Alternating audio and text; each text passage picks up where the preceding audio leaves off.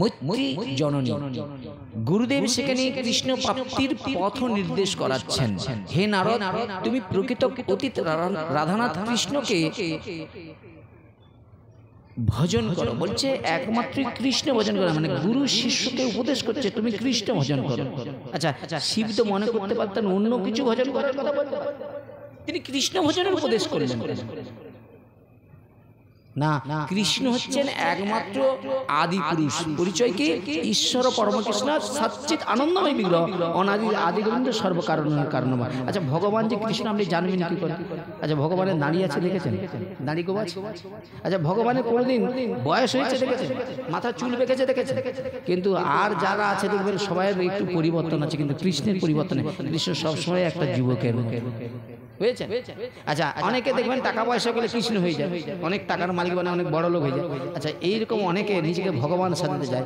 ভগবান তো গিরি গোবর্ধন পর্বত তুলে রাখছিল, ওকে 5 কিলো বার্ড নয় 1 কিলো বার্ড এরকম তুলে রাখতে বলুন, 100 গ্রাম বার্ড এরকম করে সারাদিন তুলে রাখতে বলুন, বুঝেছেন? এমনি হাতে এরকম তুলে রাখুন, এরকম তুলে রাখুন, কতক্ষণ তুলে রাখুন। দেখুন, ভগবান সাজতে সবাই চাচ্ছে, কলিতে ভগবানের ছড়াছড়ি হবে, কিন্তু প্রকৃত ভগবানকে পরাশর ঋষি বললেন ঐশ্বর্য বীর্য শ্রী জ্ঞান যশ বৈরাগ্য সর ঐশ্বর্যপূর্ণ, যার মধ্যে 6টা ঐশ্বর্য বিদ্যমান তিনি ভগবান হতে পারেন। কিন্তু ভগবান নিজেকে ভগবান বলে নাই, ভক্ত তাকে ভগবান সাজিয়েছে। নিতাই গৌর প্রেম। আচ্ছা, ভগবান যদি ভগবান নিজে মনে করতো তাহলে সুদামার মতো ভক্তের চরণ ধৌত করাতো? দেখেন, ভগবান চরণ ধৌত করিয়েছে, জগৎকে শিক্ষা দিয়েছে। দেখো, আমি ভগবত তত্ত্ব হারিয়েছি ভক্তের কাছে, আমি চরণ ধৌত করিয়েছিলাম ভক্তের জন্য। এই জন্য কারো বাড়িতে ভক্ত অনুষ্ঠান হলে সেই গৃহস্বামী কি করে? সেই ভক্তের চরণ ধৌত করে তার কৃপা ভিক্ষা প্রার্থনা লাভ করে। নিতাই গৌর প্রেমানন্দ। এ ভগবান শিখেছে, দেখেছেন? তাহলে এই জগতে সর্বস্ব কিছু ভগবানের দ্বারাই শিখতে পেরেছি, বুঝেছেন? তাহলে বললেন কি, হে নারদ, তুমি প্রকৃত অতীত রাধানাথ কৃষ্ণের ভজন করো।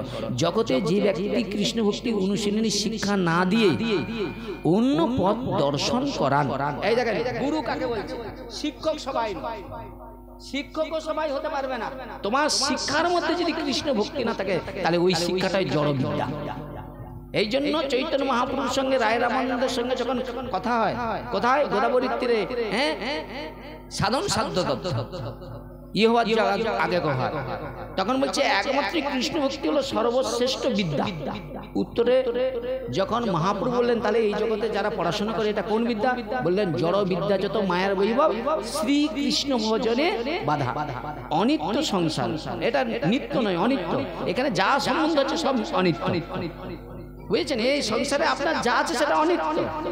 তাহলে অনিত্য সংসারে মোহজন্মে জীবকে করেছে কাজ। তাহলে আমরা কিন্তু সামান্য দেখুন মনিবের দুটো ঘাসের জন্য সংসারে এত বোঝা বইতেই আছে, কিন্তু বিনিময়ে দেখুন অতলে আপনাকে হারাতেই হবে। যদি আপনি এর মধ্যে দিয়েই যদি একবার মনে করেন কৃষ্ণ আমার বন্ধু, কৃষ্ণ আমার আপন, কৃষ্ণ আমার প্রিয়, তিনি আমার পরগতি, তিনি আছে বলে আমি আছি, তিনি পথ চলাচ্ছে বলে চলি, তিনার কৃপা ব্যতীত আমি কখনো সুখে, হ্যাঁ, শান্তিতে থাকতে পারি না। তাহলে আমি যদি তাকে ছেড়ে দিই কোনো সুখে থাকতে পারবো? পারা সম্ভব? তাহলে জগতে যে ব্যক্তি কৃষ্ণ ভক্তি অনুশীলনী শিক্ষা না দিয়ে অন্য পথ দর্শন করেন তিনি কখনো গুরু নন। তাহলে গুরুর কর্তব্যকে শিষ্যকে কৃষ্ণ শিক্ষা দান করা, যাতে সেই শিক্ষা লাভ করে যেন কৃষ্ণকে পেতে পারে। তাহলে দেখুন, প্রহ্লাদ যখন মাতৃগর্ভে ছিল সে নারদের কাছ থেকে সেই শিক্ষা গ্রহণ করেছে, খুব মানুষ নারদের কাছ থেকে শিক্ষা গ্রহণ করেছে।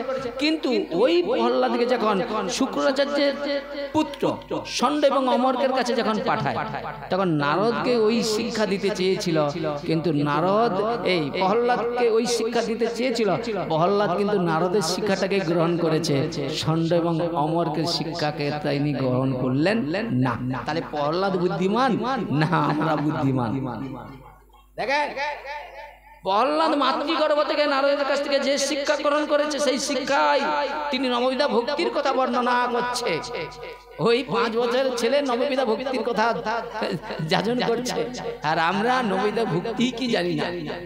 এই নববিধা ভক্তির মধ্যে সর্বশ্রেষ্ঠ হচ্ছে শ্রবণাং মঙ্গলং, যে হরিকথা শ্রবণ করে অতি অল্প সময়ে ভগবান